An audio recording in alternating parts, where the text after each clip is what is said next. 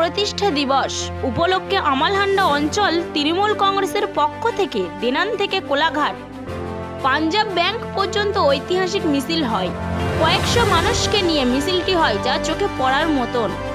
এই মিছিলে নেতৃত্ব দেন পূর্ব মেদিনীপুর জেলা পরিষদের সদস্য টুটুল মল্লিক। উপস্থিত ছিলেন অঞ্চল সভাপতি অসীম সুমাই, উপস্থিত ছিলেন উপপ্রধান টুম্পা খাতুন, পঞ্চায়েতের সমিতির মেম্বার শেখ ইব্রাহিম ও সকল নেতৃত্বগণ।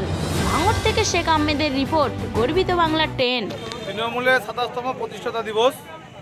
এই প্রতিষ্ঠাতা দিবস উপলক্ষে আজকে কোলাঘাট ব্লক তৃণমূল কংগ্রেস এবং আমলহান্ডা অঞ্চল তৃণমূল কংগ্রেসের পক্ষ থেকে প্রায় 1000 জনের র্যালি বিজেপি সরকারের বিরুদ্ধে, কেন্দ্রীয় সরকারের বঞ্চনার বিরুদ্ধে এবং আমাদের সাংসদদের এবং বিরোধী সাংসদদের উপর যে স্বৈরাচারী সিদ্ধান্ত, তার প্রতিবাদে আজকে কোলাঘাট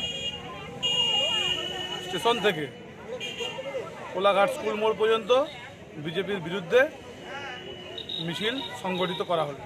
তৃণমূলের 27তম প্রতিষ্ঠাতা দিবস।